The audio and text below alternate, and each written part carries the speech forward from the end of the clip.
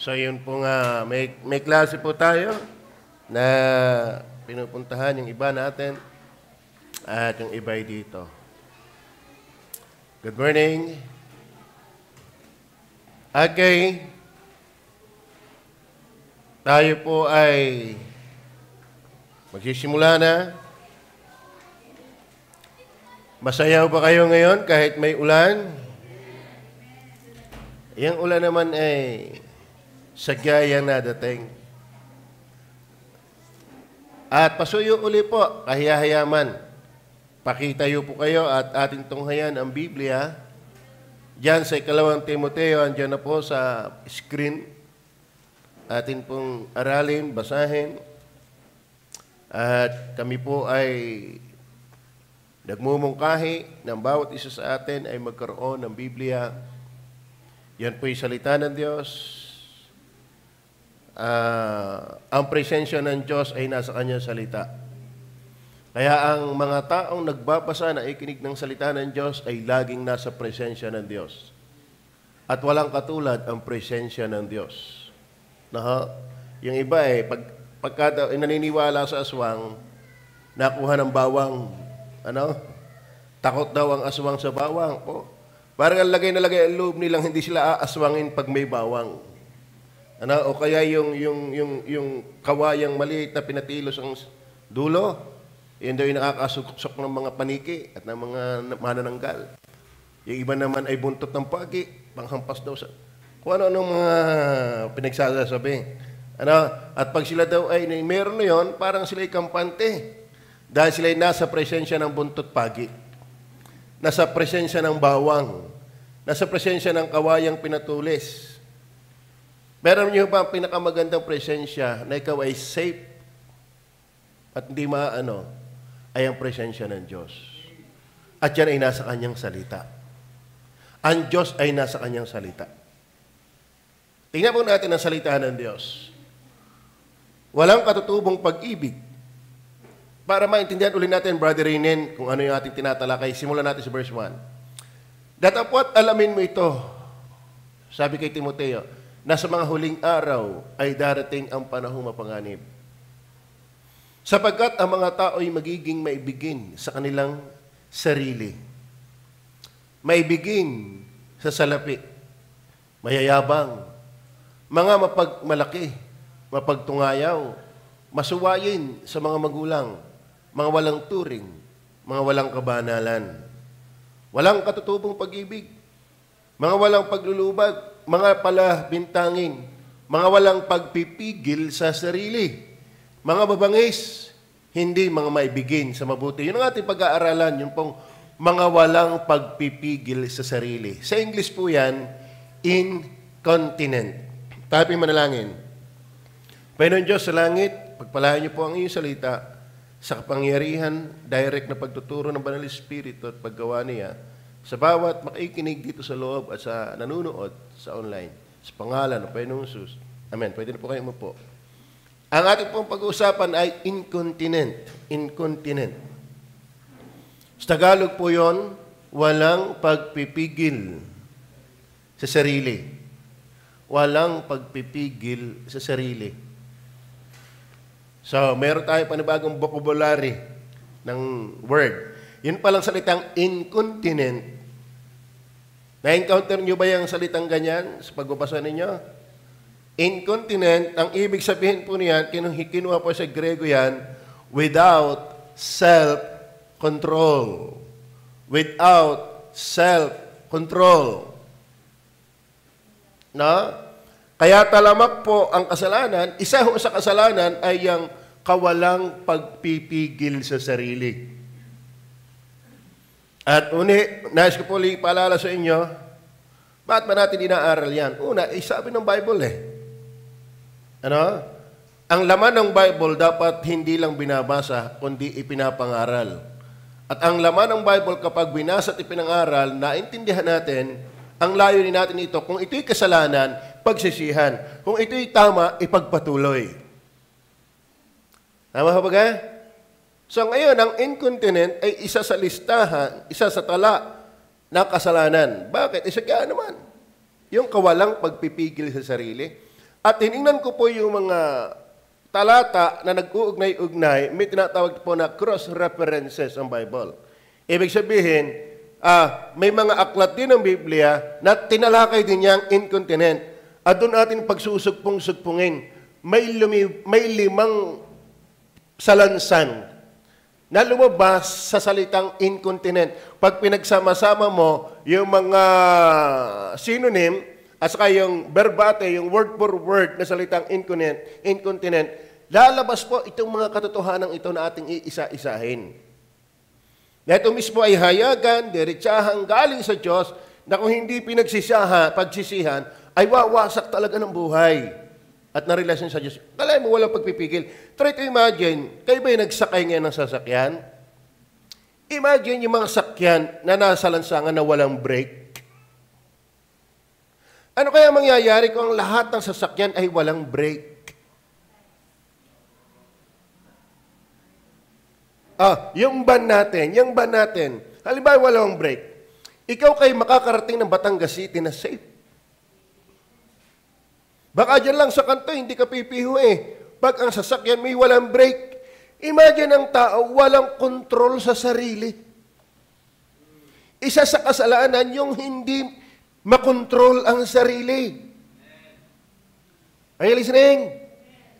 Maraming kapahamakan ang dulot sa kasalanan hindi makontrol ang sarili. Tingnan nyo ha, pinagsama-sama ko yung word na incontinent sa Bible at saka yung synonym niyan, mapapansin ninyo yung 5 puntos. Unahin na natin ang una.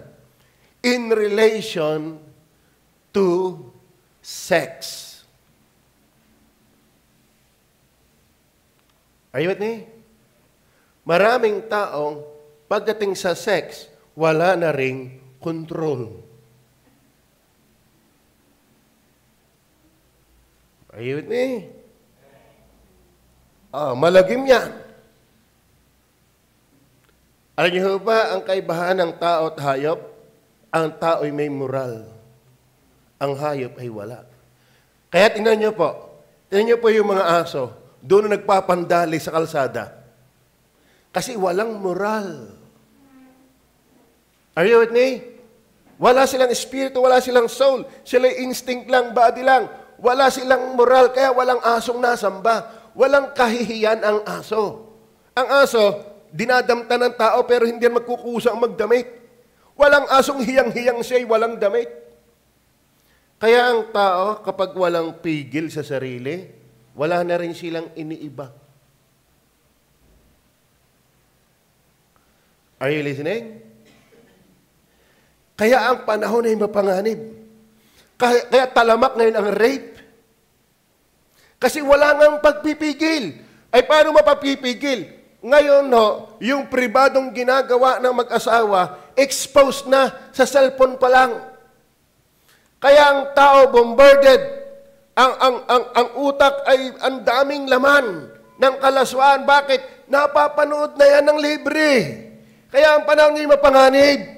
Tapos bukod sa ang utak ay marumi na, nakakakita talaga ng live na nakinding. Labas sa mga puso, bukol na ang lahat. Are you listening? Napakabihira na ngayon ng modesty. Kristiyano na lang, nagmimintay na yan. Are you with me? Atin niyo ang basahin natin. Ngunit kung sila'y hindi makapagpigil, incontinent, ay magsipag-asawa. Ano itong pinapayuhan? Yung mga single, na lalaki o babae, na init na. Ay hindi makapagpigil, ay magsipag-asawa. Bakit? Sapagkat magaling ang mag-asawa kaysa nagniningas ng pita. May mga individual na talaga, sorry for the term, pero yun ay Bible, hindi ka lasuan yan. Yan ay talagang ini-expose ng Bible. Bakit? Yan ang rampant. Yan ang makikita nating laye. Nagaganap. Mapanganib yan. Subukan mong babae kang maglakad ka sa gitna ng dilim, sa kalsadang dilim, hindi ka safe. Kahit nga matanda na Wala akong sinasanto ang bangag sa droga. Are you with me? Opo. Ano po ang puno-puto diyan? Merong salamat, nakakatimpi. Pero kapag ikaw ay laging nanonood ng malalaswa, wala kang sasantuhin kahit kapatid mo sa laman, kahit tiyahin mo, kahit in-laws mo. Wala yan. Yan ang kasalanan, mga kapatid. Talamak yan. Are you listening? Actually, noon pa naman yan, kung kayo palabasan ng Bible mula Genesis, Deuteronomy hanggang Apocalypse, yan ay exposed na. Hindi na bago yan. Lalo lang na-expose yan nang dumating na media. Pero alam niyo ba, maraming kasalanan hindi nako-cover up ng media. Siyempre, may mga magaling magdala. May mga patago. Kalimitan naman kasalanan ay patago. Wala namang kasalanang hayagang ginagawa. Mga palihim. Pero walang lihim sa Diyos na kasalanan. Sa tao lang yan na itatago. Pero sa Diyos yan lantad lahat. Para maalala nyo, Hebrew chapter 4 verse 13. Atin munang tingnan. Tingnan po ang sabi ng Bible. At walang anumang nilalang na hindi nahahayag sa kanyang paningin. Walang anumang nilalang na hindi nahahayag sa kanyang paningin. Ibig sabihin, walang makapagtatago sa paningin ng Diyos. Ngunit ang lahat ng mga bagay ay hubad at hayag sa harapan ng mga mata ni ang ating pagsusulitan. Kaya ang Diyos ay hindi nagkakamali at magkakamali kung bakit ang tao ay dadalhin sa impyerno. Bakit? Kita niya ang ginagawa natin. Isa sa kasalanan, yung incontinent. Incontinent in relation to sex. Wala na ba? Verse 9. Verse 9 utay. Tingnan po natin. 1 Corinthians. Ngunit kung sila ay hindi makapagpigil, ay magsipag-asawa, sapagkat magaling ang mag-asawa kaysa magningas ang pita. Meron talaga hindi makapagpigil. Amen? Isa sa kasalanan ng katala sa Bible ay yung incontinent. Ang ibig sabihin, walang self-control. Bakit ang tao nalululong sa droga? Walang self-control. Bakit ang tao nalulong sa alak at sigarilyo? Walang self-control. Bakit ang tao ay nakakapatay? Bakit ang tao ay nagpapakamatay? Walang self-control. Ang hirap ng mga sasakyang walang brake, maakabangga talaga yan. Ganon din ang tao. Tiyak mabubuhay ka sa kasalanan pag wala kang self-control. Isa sa kasalanan dapat pinagsisisihan ay yung kasalanan ng kawalang pagpipigil sa sarili. Amen? At kung tayo biktima niyan, ay di tayo magsisi. Ang maganda sa Diyos, hindi nauubusan ng pagpapatawad sa mga taong nagsisisi ng kasalanan. Sa una, in relation to sex. Yung incontinent. Number 2, in relation to selfishness. Tignan niyo po ang basahan mo na ulit natin yung text natin, Utay. 2 Timothy chapter 3, verses 1 hanggang 3. Tignan niyo ha. Datapot, alamin mo ito. Nasa mga huling araw. Nasa huling araw na tayo, mga kapatid. Medyo, hindi mananatili ang mundong ganito. Isang araw, matinding dilubyo ang darating sa lupang ito. Ganong katagal? 7 taon. Sa pangunguna, paghahari ng Antikristo. Ang kanyang numero ay 666. Pero bago yan maganap, lahat ng tunay na nagsisi at nanampalataya kay Kristo ay aalisin muna niya bago maghari ang Antikristo. Kaya ang panawagan natin ay magsisi tayo ng ating mga kasalanan. Manampalataya kay Jesus. Ngayon, dapat alamin mo ito, na sa mga huling araw ay darating ang mga panahong mapanganib. Ano yung mga panahong panganib? Yan palang mabuhay sa kasalanan ang tunay na nakakatakot. Huwag kayong matakot sa aswang. Hindi ho yan totoo, evil spirit po yun. Huwag kayong matakot sa multo. Hindi ho yun kaluluwa ng namatay. Yan espiritong masama. Dahil ang una nagkasalay, hindi si Adan at si Eva. Ang una nagkasalay, anghel. Si Lucifer. At siya po ay nakahila ng 1/3 ng mga anghel. At sila po inihagis mula sa langit, ipinatak sa lupa. Sila yung mga demonyo. Sila yung mga tikbalang. Sila yung mga maligno. Sila yung mga evil spirit. Yan po yan. Ginagaya ang boses at itsura ng mga namatay. Wala hong kaluluwang pag namatay ay nabalik sa lupa. Basahin nyo ang Bible, wala yan. Ngayon, ang panahong mapanganib, ang nakakatakot ho ay mga tao na nabubuhay sa kasalanan. Yan po yung madadahas. Yan po yung violente. Bakit? Walang takot sa Diyos. Ang taong magnanakaw, yan ang nakakatakot. Lalo pag nahuli, pag may hawak ng baril yan, mamamaril pa yan. Wala akong nakitang multong na maril. Are you with me? Ito sabi, verse 2, sapagkat ang mga tayo magiging maibigin sa kanilang sarili. Yan na po.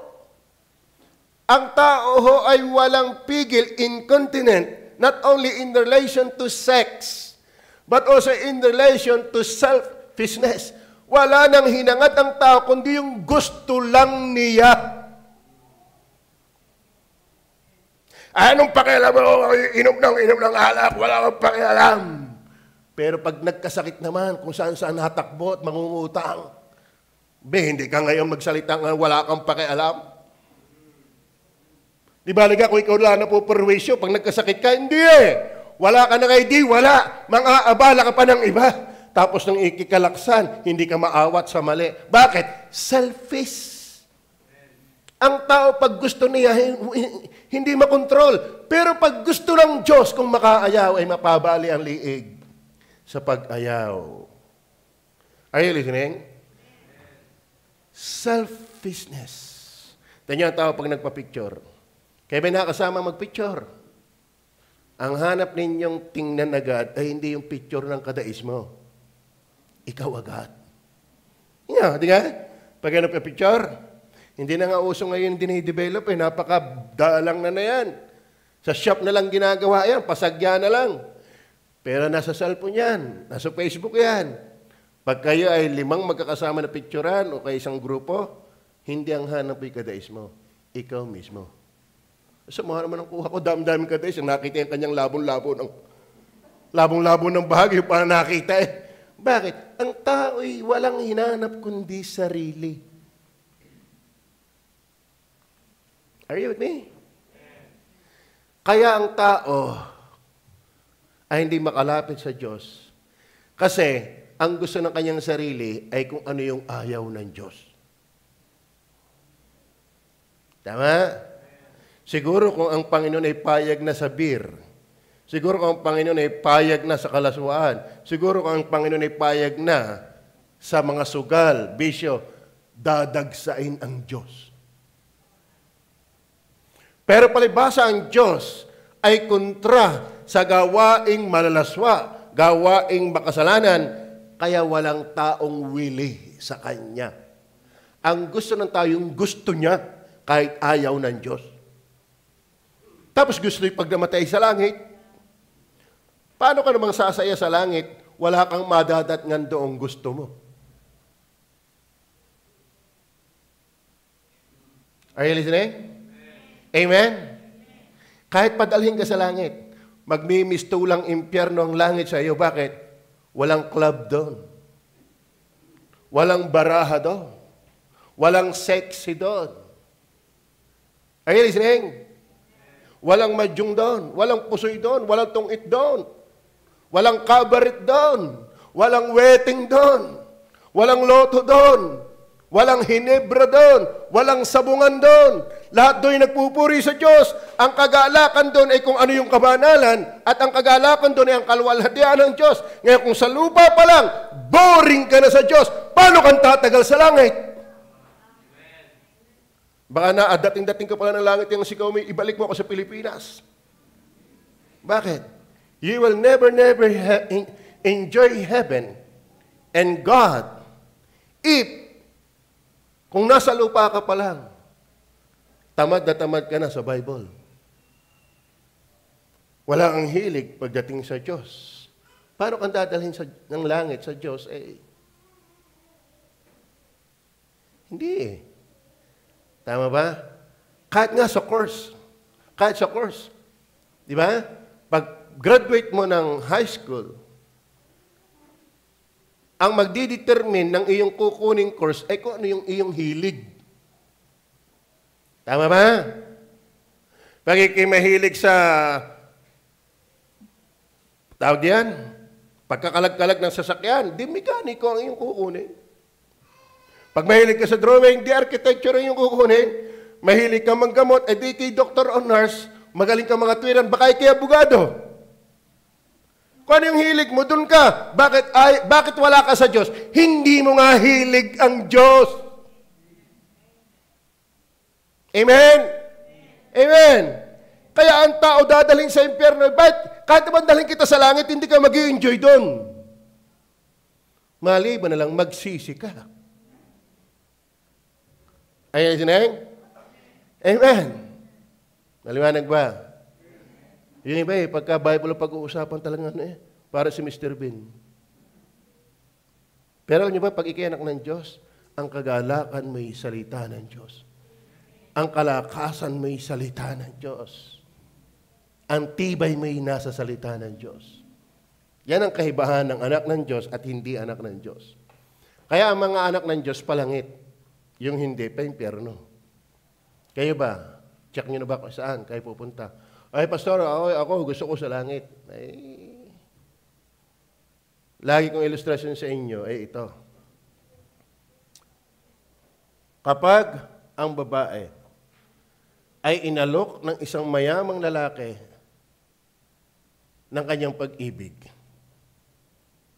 ay ang lalaki ay mayaman, matalino, bantog, madaming ari-arian, kaso lang may edad.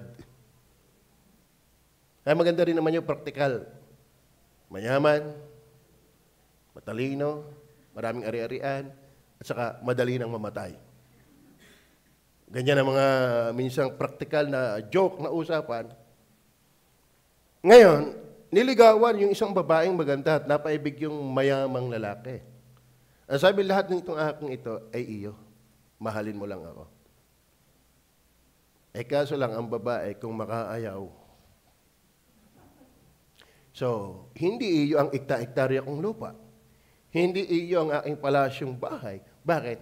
Ibibigay ko yan kung gugustuhin mo ako. Gusto ng babae yung ikta-iktaryang lupa. Yung malaking bahay. Pero ayaw niya sa lalaki. Ganito yan eh. Gusto mo ng langit, pero ayaw mo sa Diyos. Hindi pwede rin yun. Naintindihan niyo ba yan? Alam mo, maraming tao, gusto ko pag ako'y namatay sa langit, hindi ko magdadala doon. Diyos ang magdadala sa iyo. Kung una mong ginusto ang Diyos, bago ang langit. Dahil hindi automatic, gusto mo ang langit, gusto mo na rin ang Diyos. Pero ang automatic, pag ginusto mo ang Diyos, iyon rin ang langit. Amen? Maliwanag ko ba? Nung magkaigihan kami ni Madam pati apelyido niya akin. Dating Uche, ngayon Kumiya. Ay napaibig sa Kumiya ang nangibabaw ay Kumiya. Ngayon, ang problema tatawagin mo ang Diyos na gusto mong patawag ka ng Kristiyano ay wala ka namang relasyon kay Kristo. Mananatili kang hindi kay Kristo. Maliwanag ko ba? Sapagkat ang mga tayo magiging may bigyan. Then, tuloy natin sa verse, 2 Peter chapter 2, verse 14. Tingnan niyo po sabi, na may mga matang puspos ng pangangalo niya. Tingnan niyo mga matang puspos ng pangangalo niya at hindi maaaring maglikat sa pagkakasala na umaakit sa mga kaluluwang walang tiyaga na may pusong sanay sa kasakiman. sanay sa kasakiman. Saan ang tao sanay? Sa kasakiman. Ang pag sinabing kasakiman, walang inisip kundi sarili. Parang panganay, bunso't panganay, naghati sa mais. Yung sweet corn, pinutol lang kuya. Ang laki na nga ng pagkaputol, lamang kanya pang ulo. Sa kanyang kapatid, gagarni. Bakit? Makasarili. Ayaw ba ang tao? Makasarili. Hindi maka-Diyos. Makasarili. Yan nyo ha? Ibinigay ng Diyos ay 7 araw sa isang linggo. Tama ho ba? Tama ho ba ang ating isang linggo ay 7 araw? Lunes hanggang Sabado ay ilan? 6 na araw. Pero nyo ba, linggo lang ang sa Diyos? Linggo lang ang sa Diyos. Amen? Lunes hanggang Sabado, ibinigay na sa atin ng Diyos. Linggo lang ang sa Diyos. Pero nakakalungkot, hindi pa rin maibigay yung sa Diyos. Ang tao kasi makasarili. Wala nang inatupag kundi kanyang sarili. Wala rin namang mangyari. Yung nga mayayaman na walang panahon sa Diyos, hungkag din. Ay si Solomon nga nasa kanya na ang lahat. Nasabi niya, walang kwenta ng mga walang kwenta. Ang pinakamaganda sa Diyos ay matakot, o sa buhay, ay matakot sa Diyos at sumunod sa Kanya. Mga kapatid, yung lahat ng hinahalughog mo, gusto mong makamtan, may naabot ng tao. May tao na nakabot niyan. Gusto ng lalaki, babae, meron siyang 1,000 babae. Gusto ng tao ay mayaman, siya ang bahay ay palasyo. At ang pintura niya, hindi pintura, ginto, balot ng ginto. Sa karunungan, nakakausap niya ang kuneho, ang puno. Nakapagsulat siya ng 3 aklat sa Biblia. Ganon katalino sa Solomon. Pero sabi niya, nakita ko sa ilalim ng araw, kung wala kang takot sa Diyos at hindi ka sumusunod sa Kanya, kamtan mo ng bagay sa lupa, hungkag lamang. Habol ka ng habol ng iyong sarili, ang dulo naman pala'y kahungkagan. Amen? Are you with me? Yan po hindi akin. Yan po yung napakalinaw na aral ng Diyos. At minsan, hindi naman unbeliever lang ang sakim, baka sarili. Pati yung nagsasabing Kristiyano. Wala ba, hindi maibigay ang linggo? Ay Lunes hanggang Sabado ay kanya na. Tama ba? Minsan, anong iniiba mo? Anong iniiba mo doon sa hindi nagsasabing, hindi, obvious na hindi ligtas, pero ikaw nagsasabing ligtas. Kala mo, hindi mo maibigay yun sa Diyos. Dahil yan ay incontinent. Incontinent, that is, without self-control, in relation to sex, in relation to selfishness. Walang sinasanto. Ay, ano nga kung linggo? Kung may nauunawaan ng Diyos. Sasangkalanin pa ang Diyos. Mangilabot ka sa kalis mo. Amen. Amen. Then number 3, not only in relation to sex, in relation to selfishness, but also in relation to sin.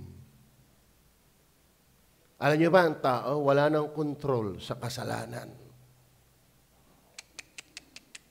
Amen?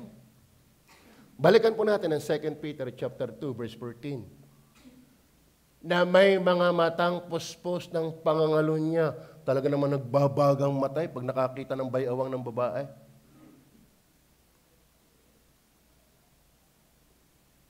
Are you with me? Kaya naman kayo mga babae, mag-ingat kayo sa inyong gayak. Ganyan na nga ang utak ng lalaki, gayak mo pa nakakatukso. Tama ba? Opo. Na may mga matang puspos ng pangangalo niya. Hindi medyo mangangalo niya, puspos. Alam niyo ba mga kapatid, habang-haba ng pelikula, ang hindi nalimutan, yung eksenang medyo bold. Sa haba-haba ng pelikula, ang hindi nalimutan ay yung kaunting eksena ng bed scene. Ganyan kasi ang utak ng tao. Are you listening? Habang-haba ng preaching, nakapagsalita lang na kaunting may kinalaman sa sensuality. Paglabas, yun ang may kwento, hindi yung mahabang mensahe. Are you listening? Na may mga matang puspos ng pangalo niya. At ako yung iniwala, hindi naman lalaki lang ang ganyan, pati babae. Mas matindi nga ang babae minsan. Mag-iingat ho tayo, walang santo dyan. Marami akong napapakinggan, mga patotoo. Pag sa ibang bansa, mata lang ang nakikita ng babae. Dahil nakabalot, lalo sa mga Muslim country. Pero pag nakarating ng ibang lugar, sila pala yung mga bold star. May nagpatotoo sa akin yan. Na may mga matang puspos ng pangalo niya at hindi maaaring maglikat sa pagkakasala. Ano ibig sabihin? Hindi maaaring maglikat, hindi na makontrol, laging nasa kasalanan. Incontinent in relation not only to sex, to selfishness, but also to sin. Hindi maaaring maglikat sa pagkakasala. Sa totoo na, walang araw na tayo hindi nagkakasala. Tama ba? Dahil ang kasalanan ay hindi naman pwedeng yung hayag lang.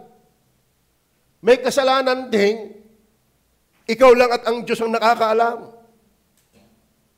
Tulad ng sabi ng Panginoong Hesus, kung ikaw ay tumingin sa babae ng mahalay, ay nagkasala ka na sa iyong puso. Wala kang ginawa, pero ang iyong puso may ginawa. Are you with me? Are you with me? Totoo yan. Kaya panahon mapanganib. Bakit natin pinag-uusapan ito? May dahilan ang Diyos bakit ikaw ay magsisi at ako'y magsisisi. Dahil tayo'y makasalanan. Kung hindi tayo magsisisi, ay magsisisi ka. Dahil impyerno ang iyong punta. Are you listening? Napapainggan pa ho ba natin ito? May kapangyarihan pa ho ba ito sa atin? Alam mo, maraming tao nakakalungkot, nai-entertain na lang, pero hindi nata-transform. The very intention of the Scriptures is not for me to give right interpretation, but for us to have a transformation. Hindi lang para magkaroon ng tamang pagpapaliwanag, kundi para magkaroon ng pagbabago. Ang tunay na ikinig ng salita ng Diyos, nababago ng salita ng Diyos. Amen? Akalain mo, hindi maaaring maglikat sa pagkakasala. Ang idea hindi ka na mapuknat sa kasalanan. Ibig sabihin, incontinent. Wala na talagang control. Ay, listening? Maraming tayo wala ng control. Pag nakakita ng alak, lalaway-laway. Di na makontrol. Pag nakakita ng sigarilyo, tatagok-tagok. Hindi na makontrol. Dahil hindi na din makontrol ang panonood ng pornography, kahit pamangkin, i-rape. Minsan ngayon, 3 years old, nakakabalita kayo, ni-rape 3 years old. Are you with me? Napapanood nyo ba yan? Totoo yun. Meron nga pati aso, kalabaw, dinadali na. At yun hindi bago. Sa Old Testament sinabi na yan, huwag kayo makikipagtalik sa hayop. Bakit? Nangyayari yan.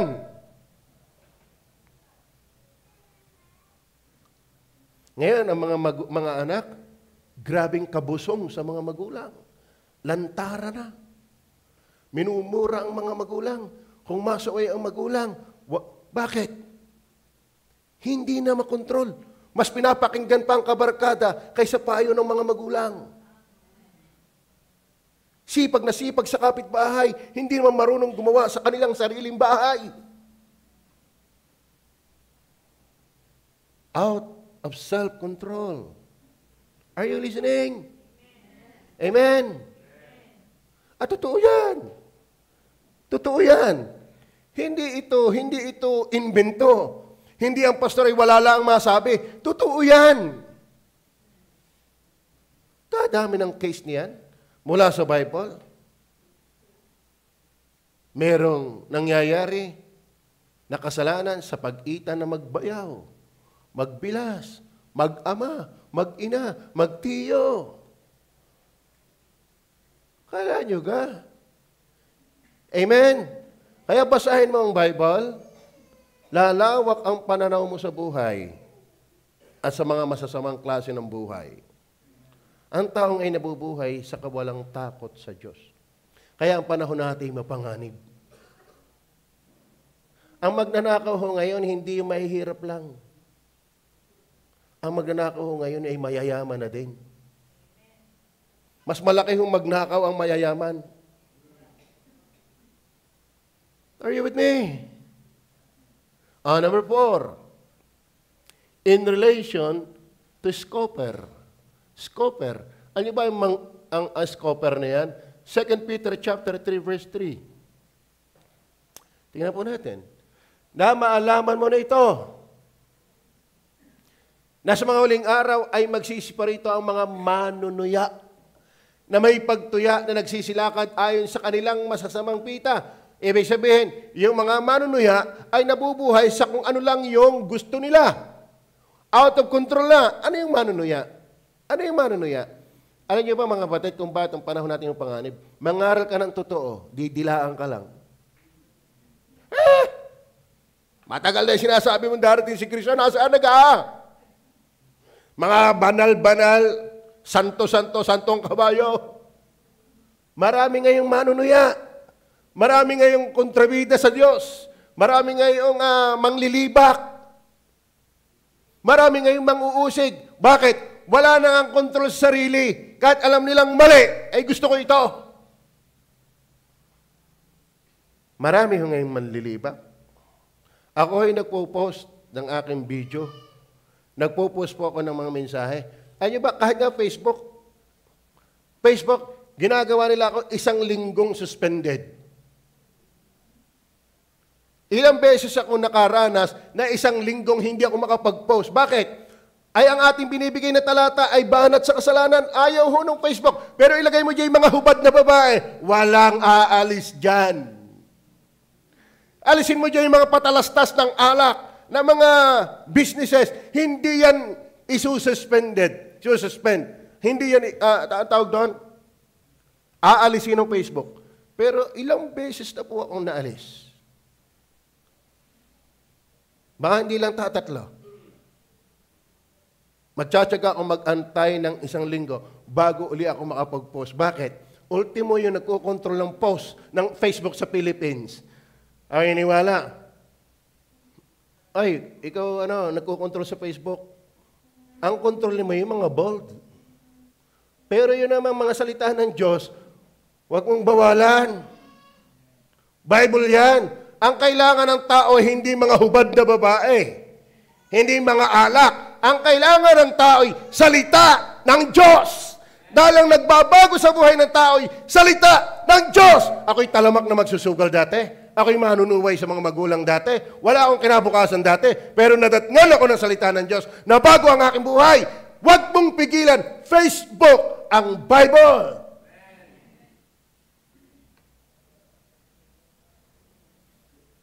Sigaw na ako, inaantok pa rin kayo. No?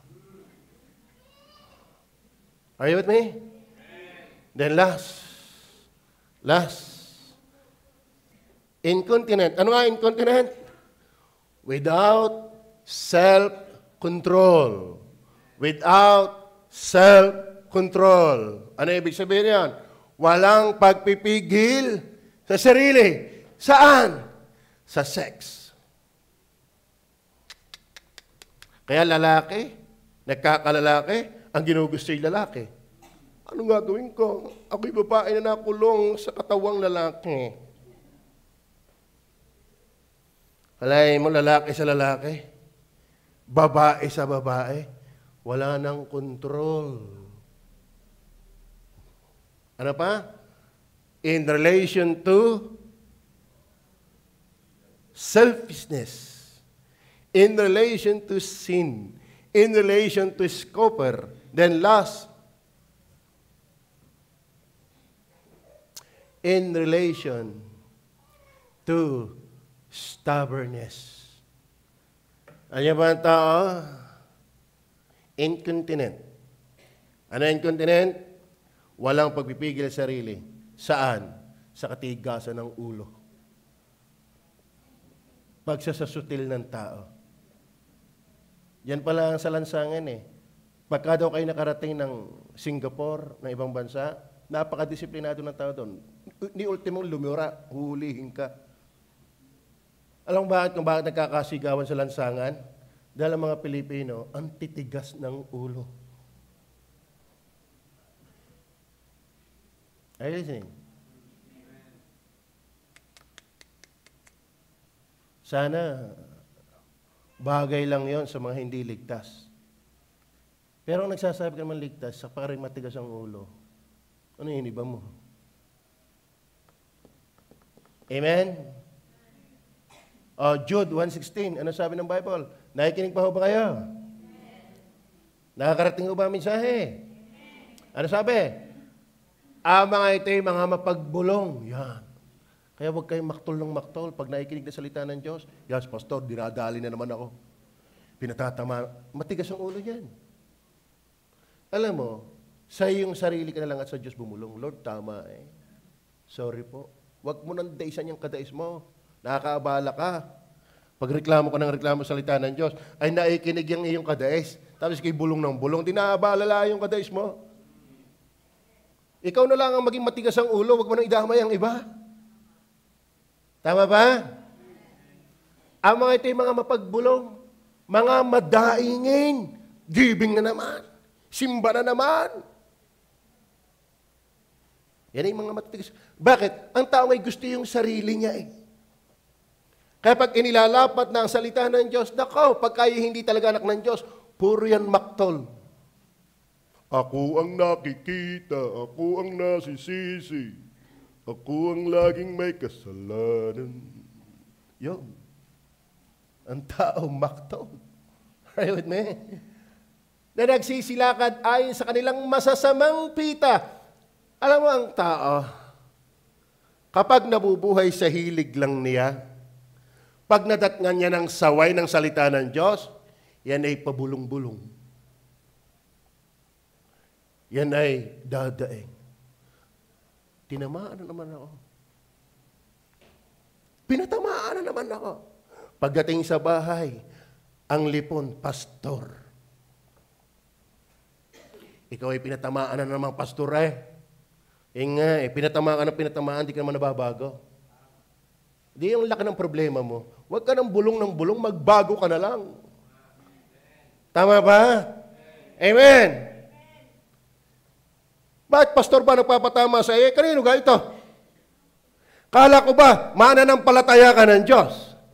Kala ko ba nananampalataya ka sa salita ng Diyos? Ay bakit ka sa pastor magrereklamo? Tagabasa at tagapangaral lang naman ang pastor. Ayan nga una sa screen. Ibig sabihin hindi akin yan, di basahin nyo rin? Kaya dapat pagsalita ng Diyos, magpasakop ka, wag kang bulong ng bulong. Amen? Nakasimba pa. Kung alam ko lang na garni ang pupunta ko, nakapunta pa. Bakit? Tinatamaan ka kasi sa mali mong hilig. Tama?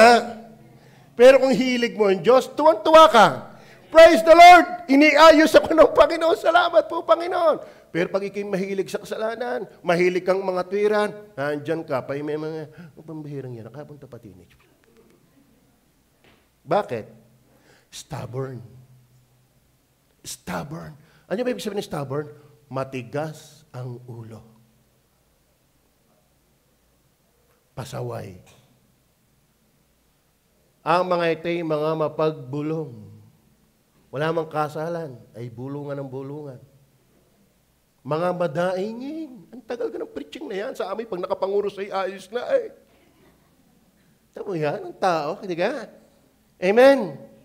Kasi nasanay ka sa Diyos mo na nadidiktahan mo. Hindi ka sanay sa Diyos na dapat na sinusunod.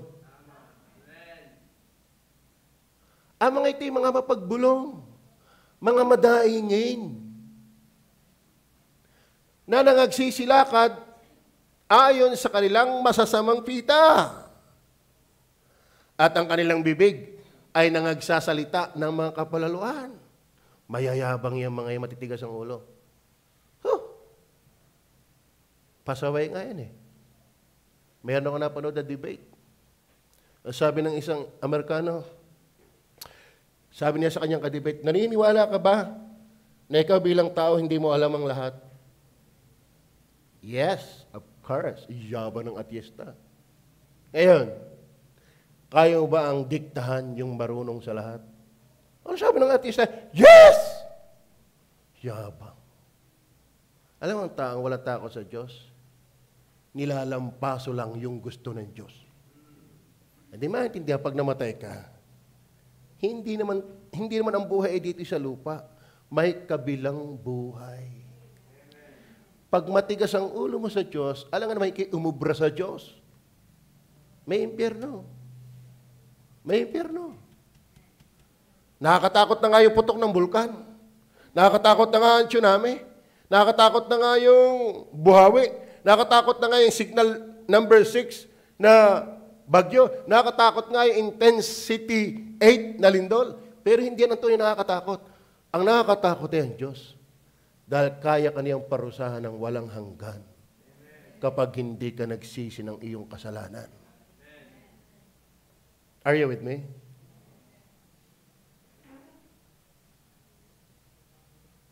Nangagpapakita ng galang sa mga tao dahil sa kanilang pakikinabangin.